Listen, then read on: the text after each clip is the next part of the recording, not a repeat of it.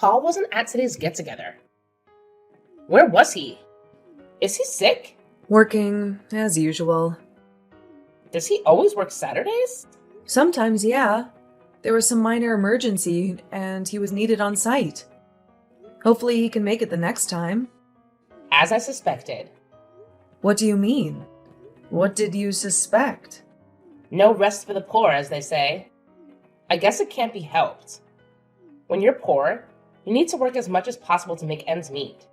I read in a magazine the other day that some poor people work up to 20 hours a day, 7 days a week, and they still can't afford to put their kids through school. I knew that was the case the minute I laid eyes on your husband. I said to myself, that man looks like he doesn't have a penny to his name. None of my business, though. I'll stay right out of it and keep my opinions to myself. That just now was keeping your opinions to yourself? Sounded like you've already made up your mind about him and our family. I'm just saying. I'm a good judge of character. I took one look at him and thought at once that he was probably doing 3 or 4 jobs to put food on the table. You poor guys. If you ever need anything, cans of soup, the odd lasagna now and then, you just sing out, okay? We can't have you all starving to death because of pride. There's nothing wrong with asking for a little help from those more fortunate than you. I see. Thank you so much for your charity. He's nothing like my Oliver. I bet your husband doesn't have a single piece of clothing worth more than a few dollars. That's the impression you got? Interesting. Paul doesn't care about fancy clothes, or anything fancy for that matter. He never has. Clearly. But don't judge him just because he's not interested in expensive clothes. Steve Jobs used to wear his scruffy jeans and his skivvy to product launch events, where everyone else was in suits. He didn't care either. Janet, it's okay to dream, but to compare Paul to Steve Jobs, that's a bit of a stretch, isn't it? Don't you think it's just a bit forward to assume someone is dirt poor without knowing everything about them? Sorry. As I said, I'm an excellent judge of character. I only need one glance to sum someone up. That's just the way he looked. I'm sorry. I didn't think poor people had any feelings. What? Are you reading your own text? What you're saying is borderline hate speech. Please stop insulting me. What's wrong with calling poor people poor? Do they get offended? What if I call the horse a horse? I'd be right. The horse would think, yes, I'm a horse. You're right. Did you never hear the saying, don't judge a book by its cover? There's another saying that goes, appearance is 9/10 of the law. Thank you. I'm beginning to understand where you're coming from. Please, go on. Isn't it natural to look down on the poor? I mean, if they didn't want to be poor, they could stop it, right? I can't help feeling they're just being lazy. You're a housewife, right? Have you ever worked a day in your life? Me? Oh, good heavens, no. Ew. I don't think I'm suited to getting my hands dirty. I did have a job in a perfume shop for a week when I was in high school, but I had to quit. I couldn't stand touching the money. It's very dirty, you know. I read in a magazine that you can catch all sorts of diseases from touching money after other people have touched it. You should probably think about what you're saying a little more. Those kind of general statements can be really hurtful. My Oliver works for Prescott Chemicals, the biggest chemical producer in the state, one of the biggest in the whole country. And he's not actually making this stuff. Of course not. He's one of the top executives. We're so happy. Life is good. Don't you think it's better to have money for the children? I can't imagine growing up with poor parents. I shudder to think what their suffering must be like. My heart bleeds for them. Give it a rest, would you? You think I like hearing this? And really, you shouldn't judge people on their appearance. Your intuition isn't as good as you think. We're just fine with the status quo. Okay. Have it. You're right. You put on such a brave face. but you can let your guard down with me. I admire you in a way. It's kind of admiration mixed with pity, but admiration too. Wow, you do go on, don't you? I can assure you, we are fine. Well, if you don't at least buy your kids nice clothes, they end up just like their appearance. They'll never break the cycle of poverty. Those poor kids. Leave us alone. I'm really busy today, so we don't have any more time to continue to get offensive texts from you. Okay? No rest for the poor, huh? Okay, bye.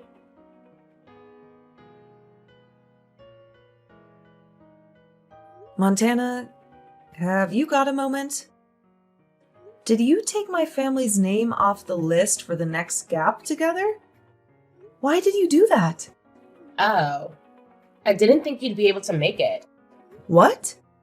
Well, you guys are struggling to get by, so I just assumed the fee we collect from each family would be a bit much for you guys. I didn't want you to have to break the bank to come. That money would probably be better off spent on the kids, wouldn't it? I thought I'd spare you the shame and embarrassment of having to tell the others the reason why you couldn't make it. And don't worry, your secret is safe with me. If anyone asks, I'll just say that one of your kids has the flu, something like that. You should be thanking me for looking out for you. I've got your back, Janet, and I mean what I say about you guys asking for help. We're always ready to lend a hand to the less blessed in our community. What are you talking about? Don't just go assuming things without even asking, okay? Our mothers have asked me why you would do such a thing. Well, I just don't like poor people. I want to help you realize that it doesn't have to be this way. I said we'd help you if you needed it. But it's more to help you realize the situation you're in and help push you into action. I don't like the poor. They bring me down every time I see them. By some miracle, you've managed to make your way into our group. I thought it was very odd, such a poor family being a part of our group. But it is what it is, and I'd like you to try and pull yourself up from the poverty you're in. It can't be very pleasant, living like that. I'm not following you at all. You've imagined some poverty-stricken family that you seem to have conflicting feelings about. All 100% of creation of your own mind. Based on nothing but seeing my husband wearing clothes that weren't designed by some famous Italian. You know nothing about my family. You just made up your mind about us based on nothing. And now you won't even keep me in the loop on school events? Taking me off of the list of participants? That's going too far. I've had enough of this, Montana. I will not tolerate the poor being a part of our circle. It's not right. Either you do something about your situation or you're not welcome. It depresses me seeing you and your bedraggled husband. Those poor, poor children. My heart breaks. It's best you don't come to any more meetings. People really don't want to rub shoulders with your type, and they literally don't want to rub shoulders with your husband. Our designer clothes might get dirt on them. That's enough. You don't have a shred of common decency in you. All this acting like you want to help, and then the next text you send is a direct attack on my family and your preconceived notions of how we live our lives. I could say the same about you. You could? How so? You're dirt poor, and yet you think you have the right to join our group. That's not how it works, Janet. You're being very presumptuous to think we would welcome someone of your low status into our group. Some of the families in our circle are practically local royalty. Have you ever seen the kind of cars the children are dropped off in? I still have no idea how you managed to send your children to our school. It's a total mystery. Is there some kind of outreach program? A secret scholarship for the poor that I'm not aware of? That really is enough. Your lack of grace and compassion is mind-blowing. How did you become such a snob? Mind-blowing? I think you'll find my way of thinking is the majority. I have the support of all the other mothers in the group. You're the lone wolf. Need I remind you that my husband is an executive at one of the biggest companies in the state? I did tell you that, didn't I? Your husband's job has absolutely nothing to do with how you treat other people. I think you'll find it does. We're the elite of the city. We have the right to exclude those who don't live up to the high standards expected of members of our group. What does your husband's job have to do with you having no common sense or decency? I'm failing to see the connection. What right do you have to say anything? Your husband works part-time at a 7-Eleven, right? That's the way he looks. He's the vice president of the company your husband works for. He's your husband's direct superior. Oh, really? That's a good one. Oh, Janet, that kills me. You really are in a terrible situation, aren't you? Poor and not all that right. I guess it's just a vicious cycle. The poor and the uneducated are doomed to be that way forever. It's just so sad. The poor have decided that that's the way the world works and they accept it. But don't you feel an obligation to do better for the children? It's not their fault they were born into a poor, stupid, and lazy family, is it? They are innocent. But I suppose poor parents raise children to be poor adults, and it just continues. Endlessly. Do you ever stop harassing people? Who gave you the right to talk to people like that? I'll say it again. My husband is the vice president of Prescott Chemicals. He's your husband's boss. What? Yeah, right. It's a family business. The whole company and all of its subsidiaries are owned by Paul's family.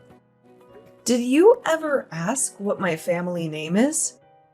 I've seen it written on school lists before, but it's a common enough name. There are 2 or 3 other Prescott families that are in the school.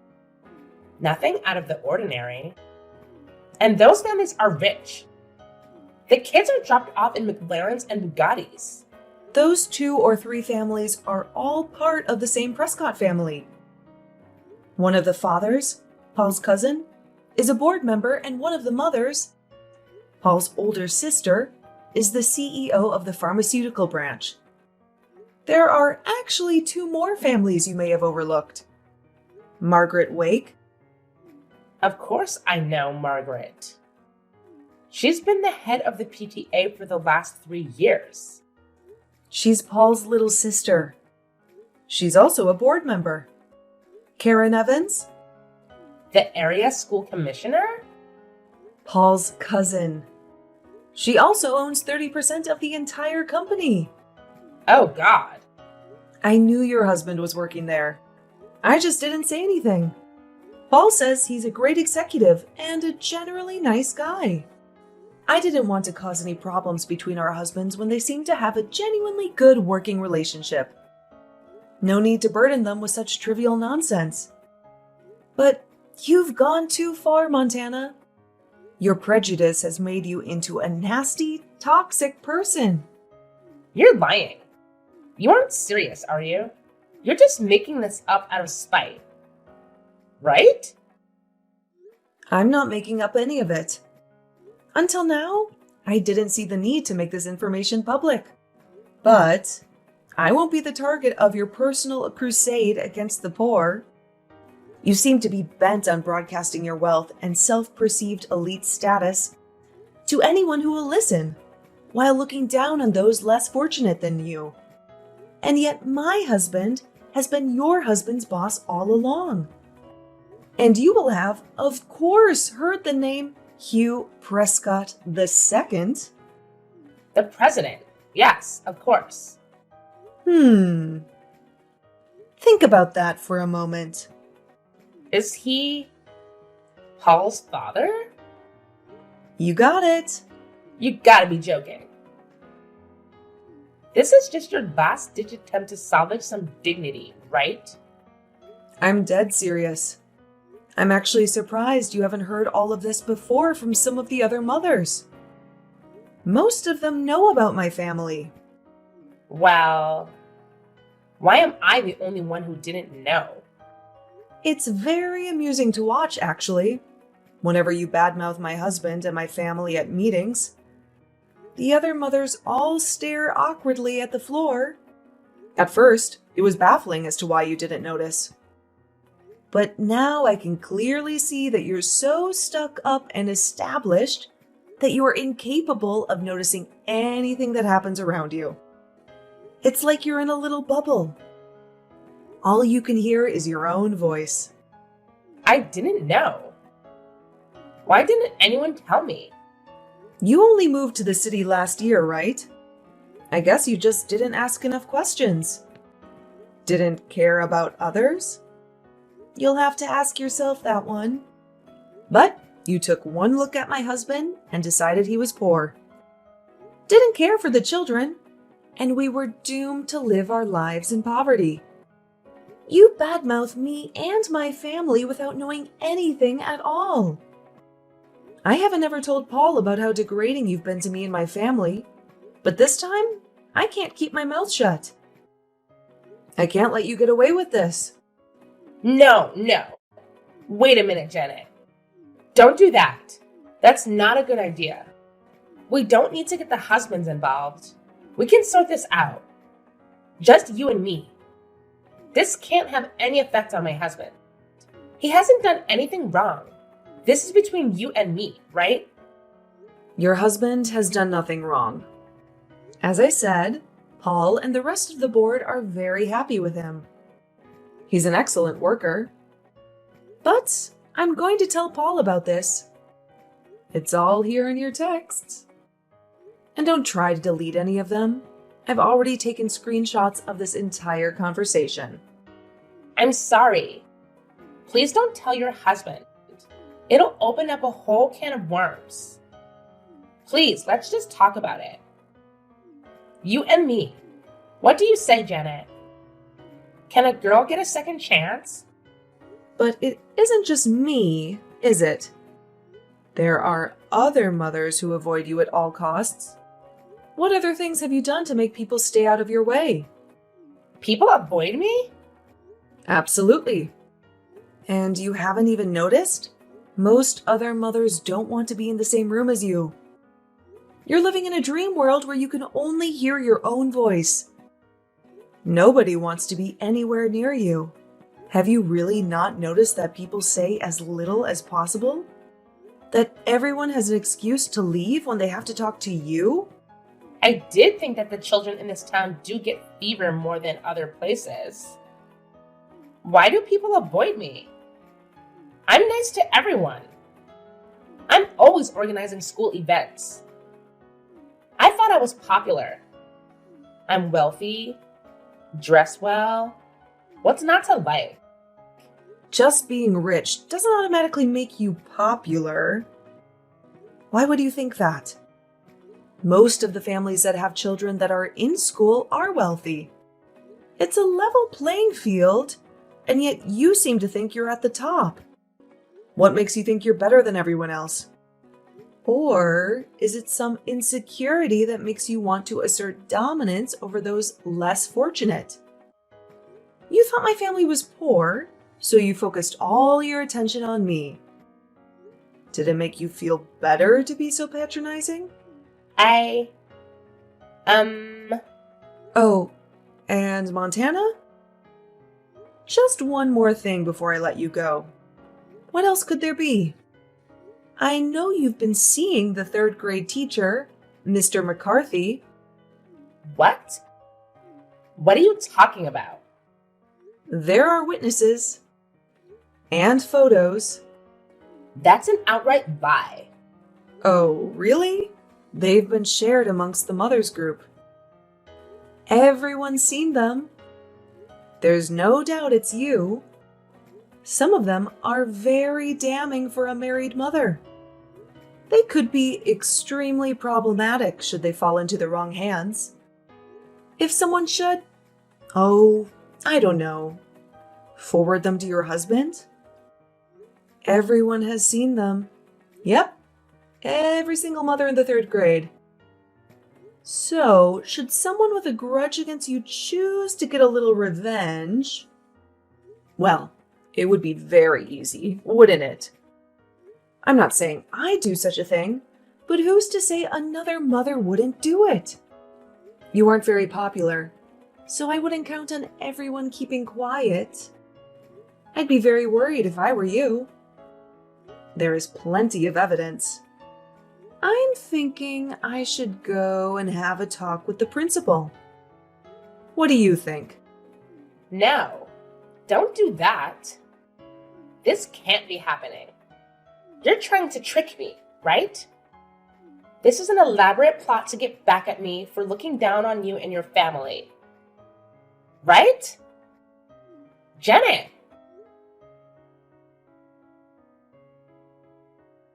I'm afraid it's all 100% true.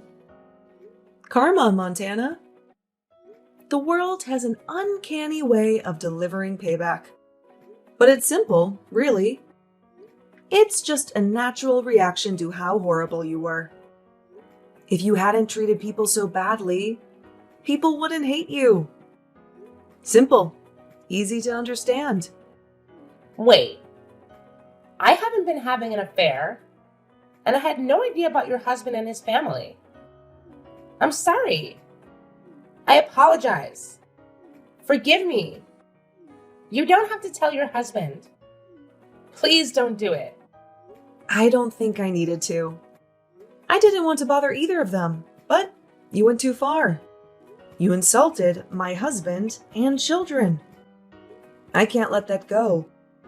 My husband will be contacting you. You can apologize to him directly. I will. Just please don't tell Oliver. If he finds out about Mr. McCarthy, I'll be in a world of trouble. Please promise me you won't say anything. Janet, can you promise me? I can't make any promises. What happened between you and the 3rd grade teacher is my business. If that comes out, so be it. But it won't be coming from me. But everyone knows about it. If it comes out, you'll have to deal with that yourself. I couldn't stop it if I tried. I will say there have been strong words posted in the group chat about a teacher who does such a thing. More than a few mothers have started to doubt whether they can trust a teacher who hasn't been fair with a married member of the PTA. Personally, I think it probably should become public knowledge. The school has a reputation to uphold and can't just brush this sort of thing under the rug and pretend it never happened. Aren't you embarrassed about what you've done? Yes, of course. I let lust get in the way of my family. I'm so sorry. I apologize, Janet. I'm sorry. Forgive me. I'm sorry for what I said about you to your husband and children. I'm sorry for seeing Mr. McCarthy. I'll never meet him again outside of school. Can't you just help me out this once? Talk to the other mothers. Make sure my husband never hears about this. Please. It isn't for me to decide what happens. It's your bed. Now you've got to sleep in it. I'm not going to cover it for you. Don't say it like that. I don't know what to do. I'm finished. I thought we were friends. Friends? You aren't serious, are you? With the condescending way you've treated my family? You really can't hear anything but your own voice, can you? One glance at my husband, and you immediately thought he worked at a convenience store. And what if he did? Why does it matter so much to you what people do or how they live? It just so happens that the day you saw him, he'd just gotten back from a team-building survival camp that Prescott runs every year for its employees. That t-shirt with the holes in it even had Team Building 2012 written on it. Paul has been leading the camp for the last decade. Your husband was in that camp, but you didn't even think to put two and two together. As I said, you're in a dream world. Your self-centeredness is at the heart of this. You also tried to kick me out of the mothers group. Have you forgotten that? Friends? Why on earth would I consider you a friend? Sorry. That wasn't what I wanted to do. I was trying to help you. Remember they were all lasagna? I was only joking with you. I didn't really mean all those things I said. Just a bit of teasing between friends. It's too late. The other mothers have all said they're blocking you and won't take your calls. Block me? Nobody wants to have anything to do with you. All you do is trash talk people. You never have a nice thing to say unless you're talking about how much money your husband makes. Everyone in the group is wealthy, so nobody cares about your husband's salary. And just for the record, I know how much he makes. Because, Montana, you have never once asked me what I do for a living. I thought you were a housewife. Nope. Think again. I'm the Chief Payroll Officer of Prescott Chemicals. Oh. All you do is look down on and criticize people. And to top it all off, you have an affair with your children's teacher? Can't you see yourself? Take a step back and look at how you've behaved. It's atrocious. I regret it all. I repent. I'll never do it again. I'll resign from the PTA. I'll never leave the house again.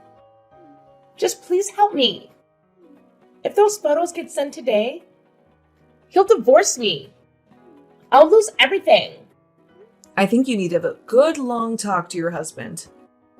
Confess. Who knows? Maybe he'll forgive you. All will be revealed in the end. It's better he hears it from you rather than someone he doesn't know well. We are going to tell the principal, though. Stop them, Janet. Don't go to the principal. I'm done with Mr. McCarthy. I'll finish it right now. I'll text him. Don't make this worse than it already is. If people actually liked you, they might consider keeping it a secret. But it's too late. Goodbye. I'd say good luck, but I don't care what happens. I'm blocking you in 3, 2, 1.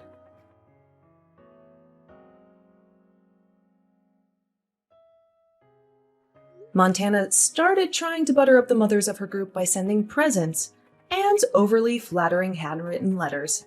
But it was all far too late. Because Prescott Chemicals and all of its subsidiaries were full of Paul's family members, the group soon found out that Isla's husband was just a regular chemical factory worker and not a high-ranking executive after all. And, as icing on the cake, her husband found out about her affair with the third-grade teacher and filed for divorce. This whole story ended with her being kicked out of the house and losing custody of her children. Her extreme selfishness and prejudice to others came back to bite her. It really is true what they say. What goes around, comes around.